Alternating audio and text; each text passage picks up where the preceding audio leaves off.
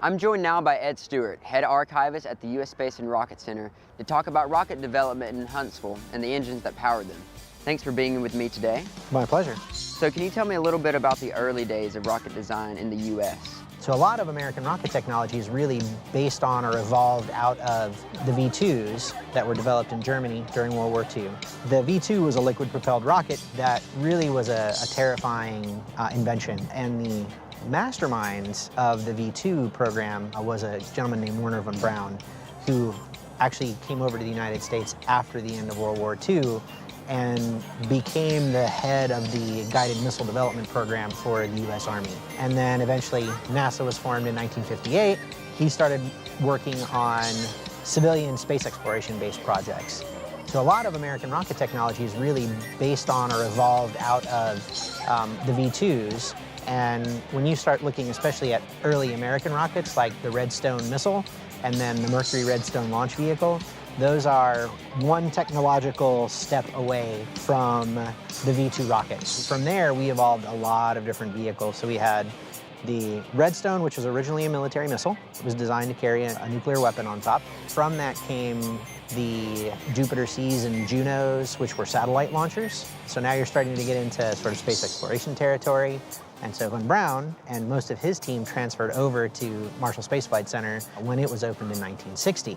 And that's kind of where you see the beginning of the development of these big space exploring rockets. Things like the Saturn I that are behind us were ultimately NASA vehicles that had their roots in military rockets, but evolved into these space exploration, concepts. In 1957, the team at Redstone Arsenal, which would eventually become the NASA team, were starting to study the ability to build a heavy lift or basically a rocket that could take up a huge amount of payload into space and put it into orbit. And their kind of philosophy behind it was, well, we know that the Redstone missile is really reliable. The guidance systems, the rocket engine technology, the fuel pumps, all of that stuff has worked extremely well. It's very reliable. So what if we take a bunch of those, put them together, and they clustered engines on the bottom and see if we're actually able to get the performance out of it that we need. If you look, for instance, at the Saturn I behind us, the tanks, the skinny tanks that are kind of clustered together around the outside of the first stage, are all stretched out Redstone rocket propellant tanks. And so they took those kind of pre-existing elements, combined them together to produce a 1.5 million pound capable first stage. And that is the first sort of heavy lift or really big rocket developed for the United States. And it was also the first vehicle developed specifically for space exploration as far as like kind of a ground up design. Can you give me an idea of how a rocket engine works? One of the most important things to know about rocket engines is a rocket engine has to bring its oxygen supply with it, along with its fuel. So you have fuel being pumped into a little combustion chamber, you've got oxygen being pumped into a combustion chamber, and then you ignite them, they burn really efficiently, and that explosion that's created then is kind of forced out of the nozzle. And so the shape of a rocket nozzle is designed so that as much of the energy from that explosion as possible is coming out in one direction. So if the rocket engine flame is going this way, it's pushing the rocket vehicle this way.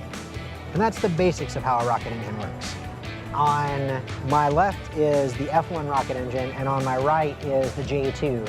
Now, the F1 is extremely powerful. It can produce about 1.5 million pounds of thrust. So one engine can push 1.5 million pounds of weight. That was made powerful by the size, by how they arranged the injectors to push the propellants into the combustion chamber. It is by far the largest and most powerful single nozzle rocket engine ever created. Another great example of power is the J2 engine. And the J2 takes advantage of burning liquid hydrogen and liquid oxygen. So it's getting its change in power from the types of propellants that it's using.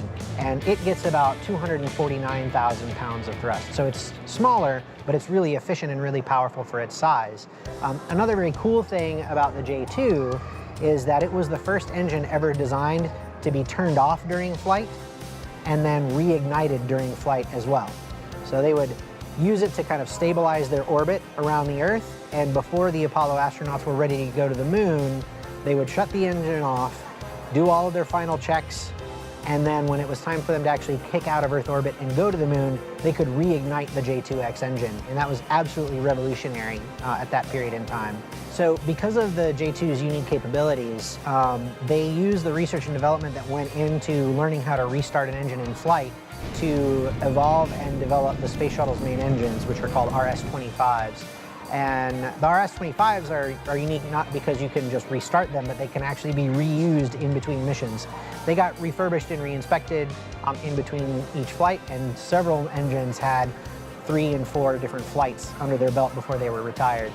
They proved to be so reliable and so useful and so good as far as a power to weight ratio that they're actually planned for use on the first stage of NASA's new Space Launch System rocket that they're currently developing. Okay, awesome. Thanks for meeting me today and telling me all about rocket science. Absolutely, it's my pleasure.